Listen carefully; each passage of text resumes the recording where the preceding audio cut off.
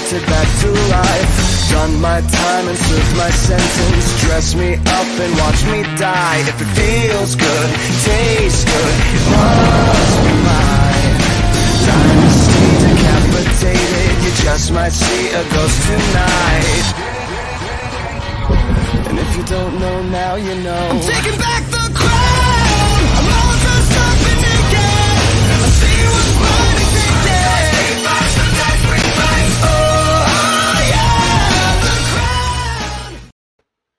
All right, that music can mean only one thing. The demon has been summoned and hell of a show is in effect. So we're going to have some fun tonight with a new guest on here.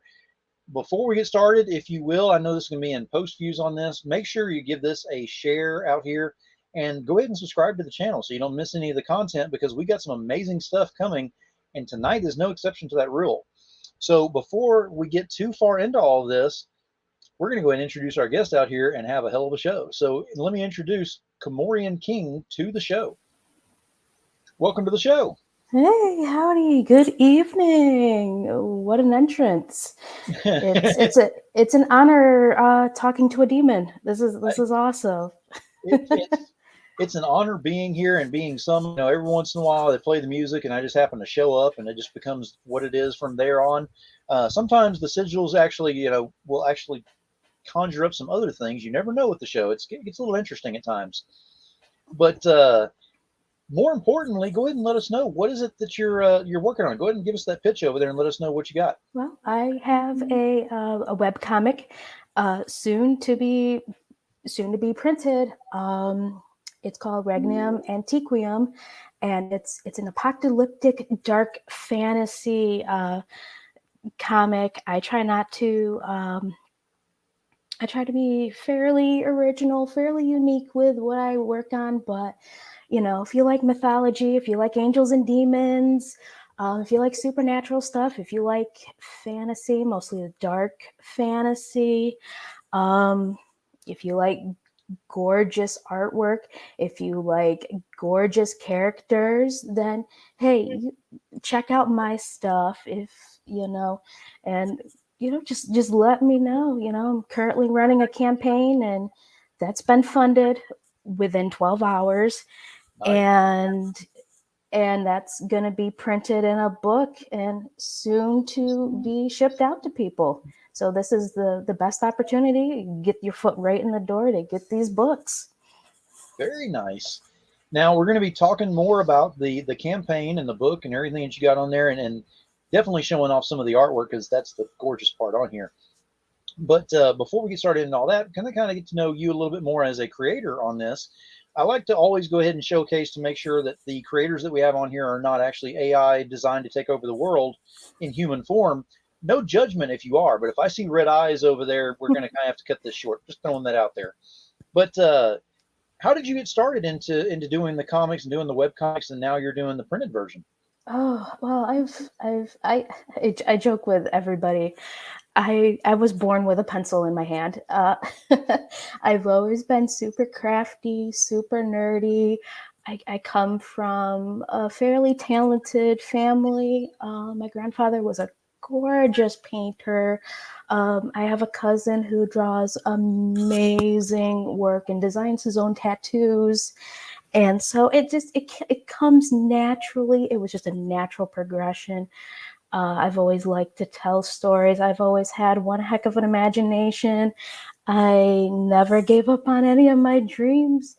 My third grade teacher saw that I was, you know, I struggle a little bit with, I have a learning disability, so I struggle a lot with forming words and being grammatically correct. So she noticed this and knew that I was trying to illustrate some of the little silly things that I was trying to write about. She's like, hey, here's a comic. It really wasn't anything from like DC or Marvel. It was probably something like off-brand a little bit.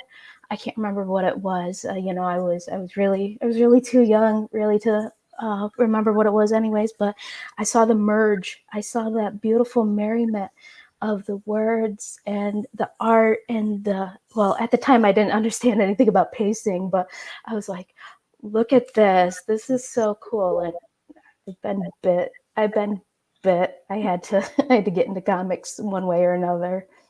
Well, that is awesome, and you've definitely got a gorgeous style on here, and of course, you know, Demon Phil. So the dark nature in there definitely called to me on this. It definitely something that appeals to me.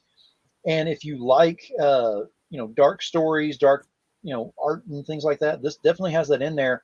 But it has a hint of some of the lighter stuff as well. So it Mhm. kind of appeals to both sides of the fence, which is interesting.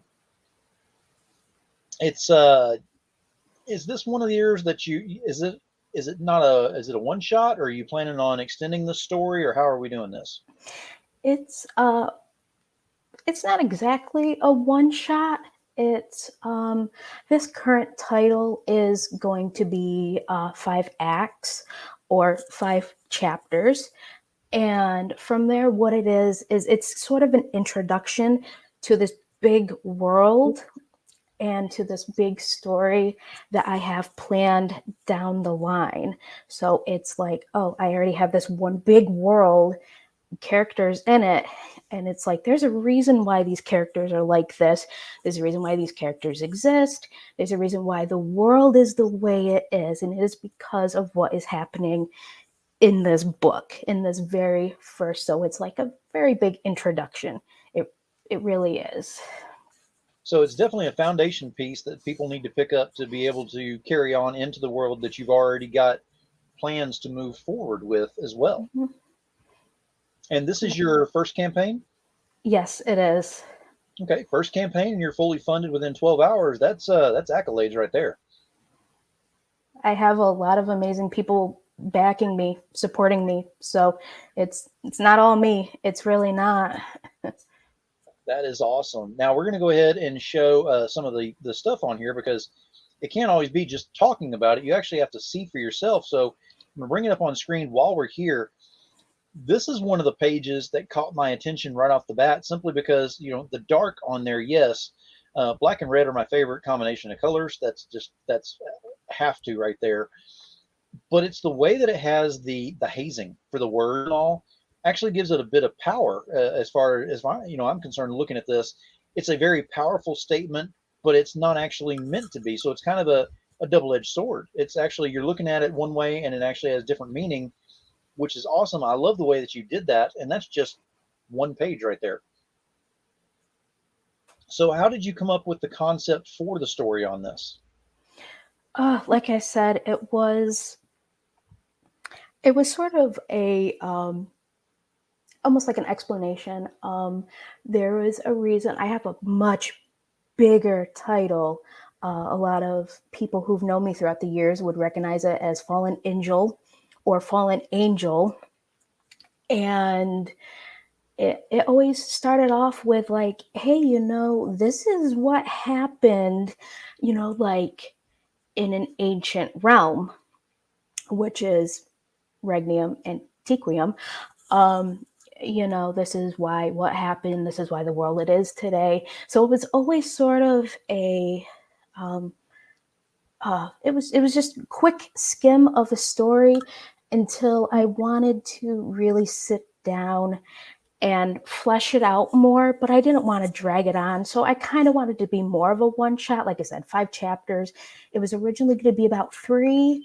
So it's not too much far off. I wanted it to be short. I wanted it to be sweet, but I wanted people to get a feeling, get an understanding of my storytelling, my work, these characters, and get a chance to like kind of fall in love with them a little bit, before something may or may not happen, you know.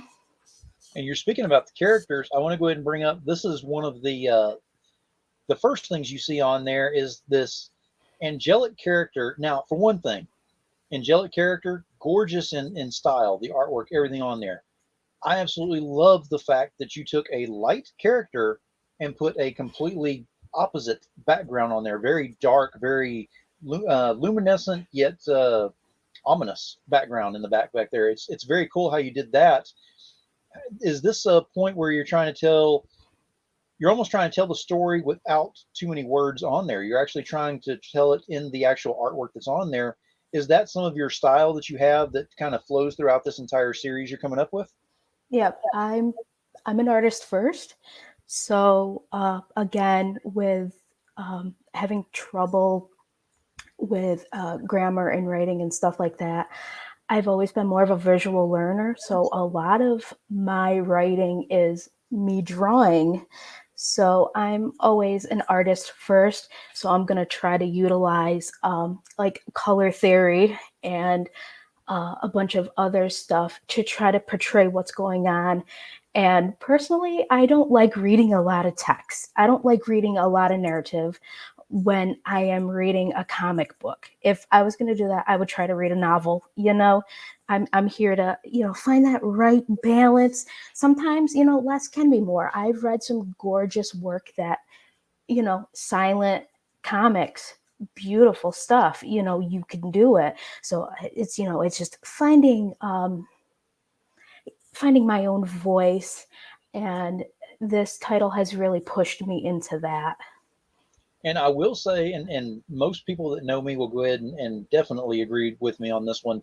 They know how my feelings on panels, that I get so upset whenever it's just the cookie cutter, 6 or 9 panels per page. And it gets to the point where eyes will get bored. I mean, you may not get bored, Yeah. like your brain may be okay with it, but your eyes will get so bored with it that you don't want to turn the page. If you Mm. look at this page right here, this is a perfect example of how you take it and your eyes just go, okay, what's on the next page? Because this is really cool. I'm hooked now. Where are we going with this? So I like how you did that. And then we go to some of the other artwork that's available on here. So you're going from panels to artwork on here that still immerses you into the story. It's not that it's full of extra background that doesn't matter. It's things that tell the story as well, but also the foreground, like you can tell with her dress and everything, is made up with some very abstract, art that's put on there that looks gorgeous. That may or may not be part of her dress. It may be something mystical that's a part of her. You don't know unless you actually delve into it a little bit more. And I love the way that's set up. How did you come up with a style where it's got more of the abstract with the definitive? Like in the background right there, you've got more definitive background and more abstract in the foreground. That's absolutely gorgeous how that works, and most people cannot get that. Oh, a lot of it is one of my biggest inspirations, what I subconsciously didn't realize I had, but I guess, I just kind of picked up on it, and I just took it and ran with it, was like Art Nouveau. Mm-hmm. So a lot of that. And growing up in the 90s, I watched and I read a lot of like manga and anime that was back from like the 80s and the 90s, and a lot of it has like this very flowy, mythical. One of the biggest titles that has been huge inspiration to me was Sailor Moon, Mm-hmm. and the manga, and I'm going to butcher her name, so I apologize, Nakio Takaneshi. Her style is so flowy, so gorgeous, and the hair, everything. And she takes a lot of like the Art Nouveau notes, a lot of like mythology notes and stuff like that. And she makes it work, and it's love. So it was one of my biggest inspirations, and a lot of it comes from that, like, hey, the 80s and the 90s sort of anime and a little bit of cartoons. I've had people come up to me and say, I see a little bit of Rankin and Bass, specifically Thundercats. So there's a little bit of a nostalgia notes there, some of that fantasy stuff. I see it a little bit whenever I watch The Last Unicorn or The Hobbit. A lot of their older, beautiful 2D animation movies. So yeah, I guess just a lot of those influences growing up, really. Now, you're talking about influences and everything, so I've got to ask you, who are some of the creators that are out there in the indie world that you've actually kind of seen some of their stuff that have really kind of pulled you into their work? Oh, well, honestly, I wouldn't be sitting really here today with a Kickstarter fully funded without without a man called Dan Price. He does Bigfoot Nose Karate. I've I've had the pleasure of knowing him, the pleasure and the honor of knowing him for going on probably 6 years now from Instagram. And we both seen each other, grow and develop our stories. He's been working on that title, long, since then. And, seeing him like what he's been doing, he has been grinding, he has been pushing his work. And when he finally had that title go out on Kickstarter and seeing him work so hard for it, and his first campaign did over $7,000. That was his, like I said, his first campaign did over $7,000. Huge influence, huge inspiration. And he's been always so kind and supportive to me, and he's been in my corner. And actually he was the third person to back my book. So yeah, he's been amazing. Like I give a lot of kudos to him. I really do. That is awesome. And I actually had Dan on as a guest, I believe it was about a week ago now. And we delved into the whole Bigfoot Nose Karate, because how can you not bring somebody onto a show that has something Bigfoot Nose Karate? That is awesome. That is cool that you actually mentioned him, because he's a lot like you as far as what you've been saying so far. And it's not self promotion. Basically, you're talking about other people. You're talking about other things that are out there, and that's great to actually involve other creators that are out there in the indie world, because everyone is given a flashlight in the indies, and if everyone starts using the flashlight and pointing in the same direction, which is all towards the indies in general, it becomes a spotlight at that point. Yeah. And then we can get a lot more people over here looking and seeing the great content that's out there. And people like you, with the new project that you got going here, that is the foundation and the start of what's coming out to being pretty big.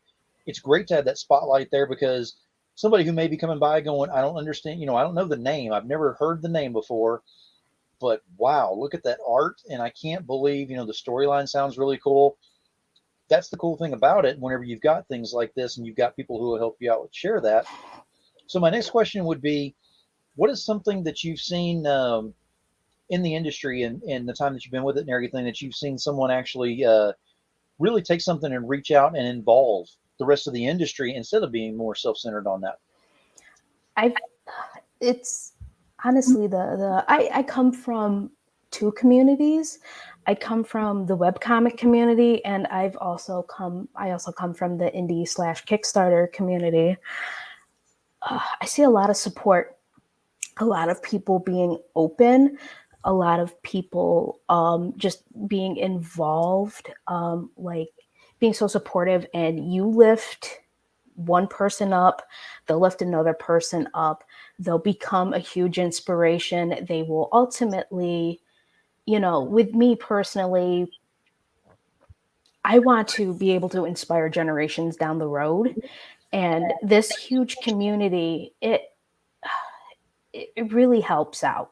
It really does, because when you create, especially me, I'm a solo artist, meaning I do everything. I write, I draw, yada, yada, yada. I do everything. It's such a void. And if you don't have like that support in that community, it's so easy to just get lost, and you might never publish, and your dreams could easily be shattered. So it's the community been so amazing, so awesome, so open and welcoming to everybody. It doesn't matter, male, female, whatever, race does not matter. We're all here for one thing, and that is to make really cool comics, tell really cool stories that are unique. Yes. Fight the system, and inspire future generations. And that is awesome that you say that, because again, if you go with the cookie cutter style and all you're doing is changing one letter in a name, or changing the hair color on a certain character, but it's the same character that you've seen over and over and over again, the eyes get bored. Whenever you take Yeah. something and you change the art so it's absolutely gorgeous, unique, and then you change the story where it's gorgeous and unique as well to match up on it, then you've got something that's awesome to have out there, because it gives a new perspective to the indies and the passion that goes into what you're doing there. So I definitely applaud you for doing that. So the next question I've got for you is, what does it mean to you to have passion in the indies? You gotta have passion. I've never been to college, and I'm all self-taught, and you've got to have passion, and if you have it, it'll exude. I think I'm using that word right. Mhm. Sorry. Like it'll rub off onto other people, and and I had one. I was on my Instagram live stream for my launch party, and people are saying, "Oh God, your passion is just coming through," and it's contagious. It is Mhm. contagious, and people need to take it and run with it. So you really do need passion, because if you're going to sit there and you're going to have a piece of work, anything creative, and be like, you're a little bland with it, or well, it's okay, you're going to feel that, and you're not really going to root for the person, you're not going to root for the creator, you're not going to feel for the project as a whole. You need to have passion. You really do. You got to get people excited. You really Exactly. do. I mean, you really do. And it's something that, even if you have amazing art, even if you have a great story, that's great and everything, but it may not be enough to win people over, to push them over to where they not only go from fans or backers, you want the followers. You want those people who are coming up and not only backing everything that you've got, but are telling everyone that they cannot live without having this in their collection or in their library. And to have that kind of passion whenever you're on there is is the perfect way to do it. Is to get on there and actually show people that I'm not doing this because I know that I'm going to have 27 servants by next week in a mansion that I can barely walk around because my legs hurt from walking around all day. You're in the wrong business if you think that. Absolutely. It just doesn't happen in Absolutely. this business. But if you do it because you absolutely love this and you want to see what the fans' reaction is to everything, that's the right way to do it. And I've looked at some of the reviews that you had on your campaign page, and you've definitely got people who those are following right there. Those are followers. Yeah. Those are not fans, which is awesome that you've already turned people into that. So whatever you're doing, definitely keep doing that and keep showing that passion out there, because you've got more people who are more than willing to go ahead and jump on this and start following as well. Just needs more people to go ahead and have some more eyes on here. You never know how far it'll go. So how far are you wanting this to go? What's your end game for this particular thing? I mean, do you have a certain amount of chapters, books, or anything like that set up, or are you trying to Well, build the brand even further? well, yeah, it's definitely building the story more. Like I said, this is like the introduction. This is kind of like the first title of this is the first title of four, possibly five. The fifth one is still kind of in development, but it's kind of an idea, but it's so long down the road. Who knows if I'm going to be still alive by then? This is all I've been really wanting to do. I've came up with the big main title that this is all building up to, Fallen Angel. I've had that in its main character since 2004. And so this has been a long time in progress. And it's just taking the story, kind of taking it, writing it, you know, uh, yeah, give me a second. Ironing it out Mhm. and delivering it to people in parts, so that way a lot doesn't happen all at once, Mhm. because it is easy to get into a big title. That's a big no-no, by the way. Like having a huge title be your breakout, be your Right. beginning. And it's a lot. it's a lot to get into, and it's a lot to get into as a reader. Like you get thrown into it and be like, oh, there's a lot going on. Oh, so this happened so long ago. I wanted to ease my way into it a little bit and allow myself room to grow and to develop my voice as a storyteller, and play around with color theory, really, and develop some of the like the blues and the reds that you were talking about. Develop things visually as well. Now, with the series and everything that you got on here, of course, you're building the world and getting this thing up there and starting, like I said, the foundation. We've talked about that. Mm-hmm. What is something that you've learned going through here that is something that you've kind of learned from and going to make changes moving forward about how to build the world? I'm learning a lot about, well, pretty much just backgrounds in general. Like I never really fully developed the world too much. Mhm. And this title definitely gave me that opportunity to actually take the world and literally map it out. Like I've done sketches of the world, literally map it out and be like, okay, this is what happens here. This is where these two, in these multiple places, or towns, whatever, take place. And you read a little bit of it in the first couple of parts that are uploaded on Global Comics, where it's like they talk about different areas of the world. And this is actually allowing me to expand the world and allowing me to expand also the environment. Like I said, you've mentioned about like the color, Mm-hmm. that is all environmental. Yes, very much so. I mean, color alone can tell a lot of the story, but it can do some damage if you don't do it the right way either. You could be trying to tell the story in one direction and it give a dark feel where you're trying to give it a light feel just because of the color, the hues that you're putting on there. So it makes a lot of difference on that. Now, this being your first campaign and everything, are you wearing all the different hats on here? Like, are you writing, creating, artists? You put together the campaign. You're going to be doing the fulfilling. You're doing all of that. Yeah, everything. I'm fortunate that I was one of my good friends. I have a couple of really good friends who actually reached out and say, hey, I will proofread.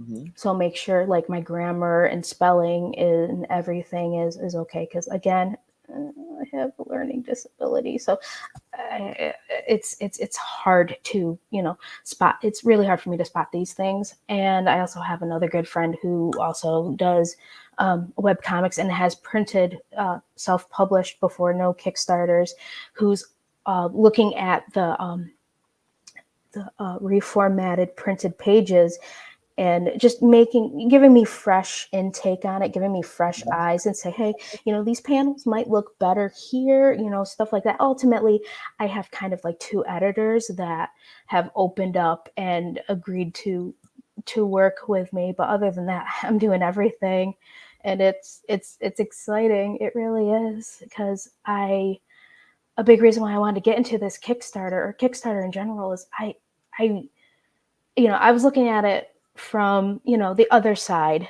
and I was like, oh, this looks like one heck of an experience. I've grown up with sort of like the self business, or I'm the boss mentality. Mm-hmm. My mom has had her has had her own business, and I've hosted many of garage and lawn sales.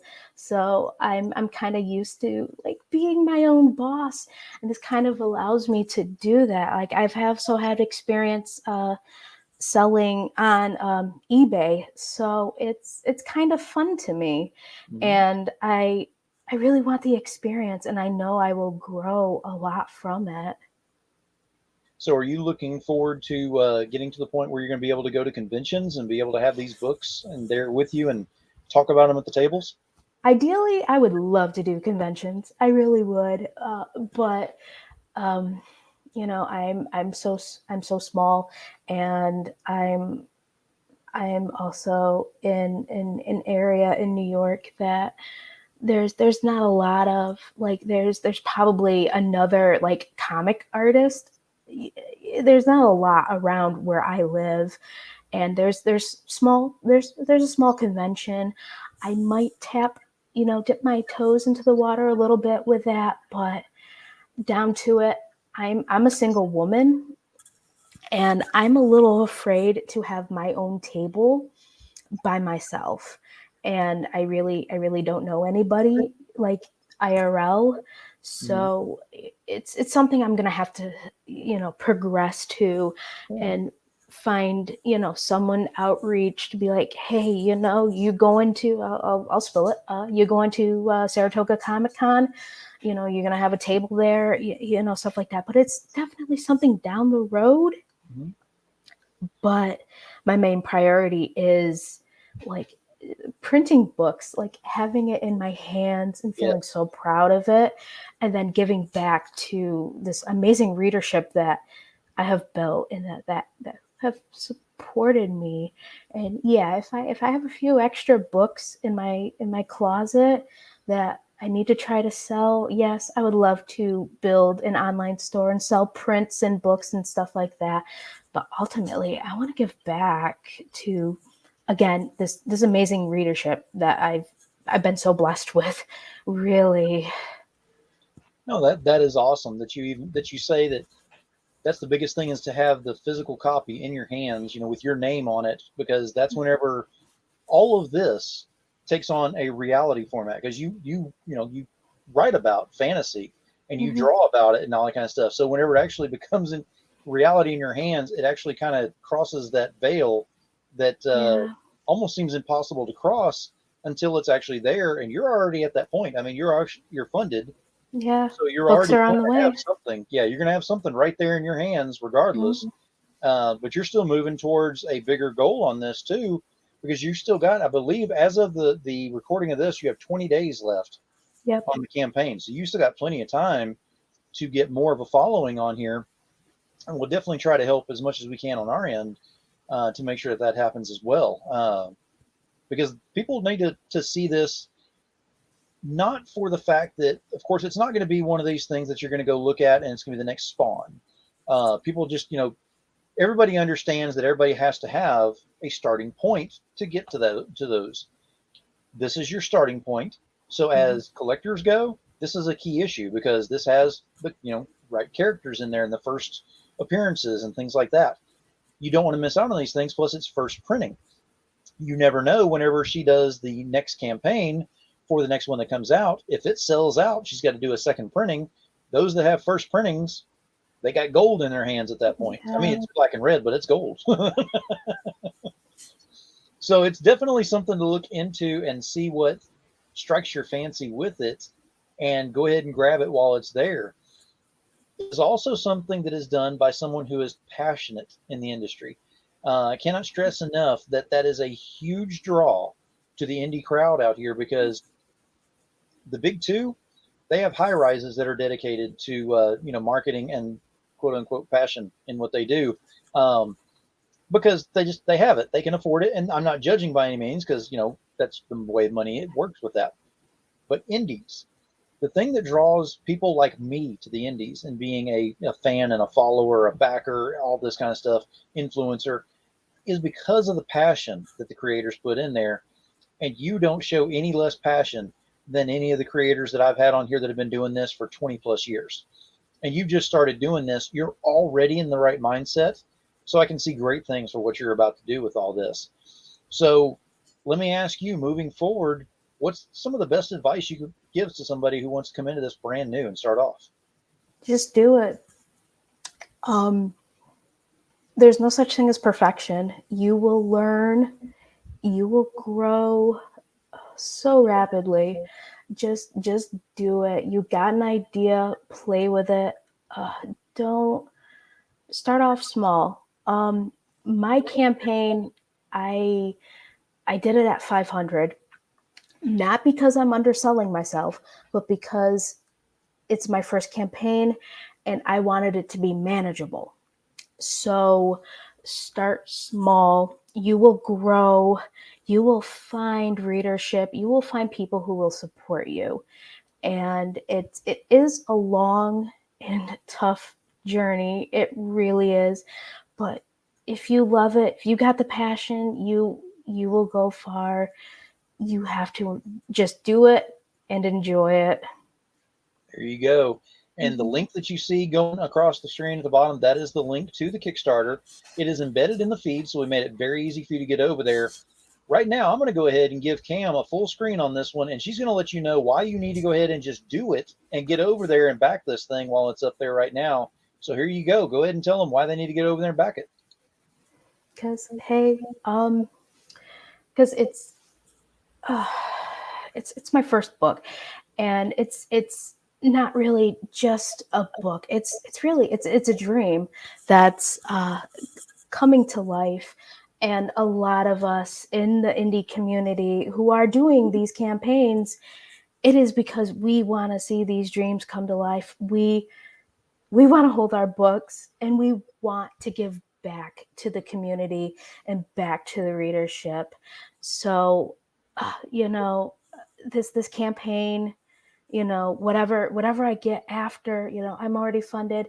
Whatever I get afterwards, it's just extra that I can help somebody else. I can give back into the community. I can back some more projects. I can do a lot of more cool things with my work too, and it'd be nice to get paid for something. It's definitely worth it. I've got to tell you right now. So everyone needs to get over there, follow the link, and get over there and find out what falls into what you're looking for, because there's different variations, different tiers available. But by all means, use the power of that finger, the correct one if you can, hit that share button, and go ahead and let people know what's going on out here. Get more eyes on this thing. It's not always about just one person making a difference. One person can't make a difference on this. A lot of people can, though. So if you get a lot more eyes on this thing, one person at a time will build it up. But you get a lot more people over there putting some eyes on here, she'll have a lot more people that are interested in what's going on. And you never know. This dream may become a lot bigger than she's already imagined here. And then she gets the fun of fulfillment, which she's going to consider that a nightmare, but a fun nightmare. Yeah. Yep. It's always, it's fun in the experience and dealing with it, but it's great having you on here and being able to talk to you about the passion that you have in this, the passion that you put into your book, and the passion that you've got going behind it to go ahead and make sure that everyone knows that you're doing this for the indie community as an indie community book. That is awesome. That is the way it should be done. And I definitely applaud you for doing so. And I am honored and thankful to have had you as a guest on here tonight. Thank you very much for being here. No, thank you for, accepting my request. Absolutely. Yeah. Absolutely. Actually, I'm going to go ahead. I'm going to put you back screen right now. If you want to hang out for just a moment, let me do my closing, and then we can chat right after I'm done. Okay. All right. So we had Kamorian King on here. We talked about her project going on right now. This thing is beyond gorgeous. What we've shown on the screen is just kind of a smidgen of what's available on there. But you need to go on there and find out what's going on for yourself. We put the link on there. Very easy to get to and all. Go check it out. Now, every show I always have a closing statement, has something to do with the guest, usually a one-word thing on there, and I'm actually going to break character on this one. I'm not doing a closing statement like I normally do, because I really want to push the fact that whenever you're talking about passion in the indies, I've had a lot of creators and a lot of guests on my shows. And whenever I get a guest like this, it really stands out because she puts every amount of passion into there that you expect to have whenever you go ahead and purchase any kind of books out there to go ahead and read that you want to see. She's brand new. I cannot stress that enough. The reason I'm stressing that is because there are people who have been in this industry for scores of years who have great product, but sometimes don't always show the passion within it to what makes it an indie. Again, no judgment on that by any means, but for me, if it's a great product, great art, great story, it's a page turner. The panels, actually fulfill me every bit because everybody knows panels are my biggie. But and then you've got the passion in the industry. That's a no-brainer. You got to get on there and go ahead and back this thing. So I'm telling you right now, DemoNation Challenge is up on this one. Get over there, back this thing. I want to see this thing get to a lot better than it is. We got 24 backers as of the recording of this. I want to see her get to, you know what, we're going to go ahead and go with one of my favorite numbers. We'll go with 66. We'll go with 66 backers is what we're going to shoot for in the DemoNation Challenge. We hit that. We'll see what we can do to match up on some of that challenge on there. You never know what we'll have to offer on this. But the challenge is 66 backers. Get over there, see what we can do. Make this dream even more of a reality. Keep her around longer. We need people like her in this industry. So again, thank you for being here. Thank you for watching. Hit that share button. Let's get more eyes on this thing. And until next time, you already know, keep it indie, y'all.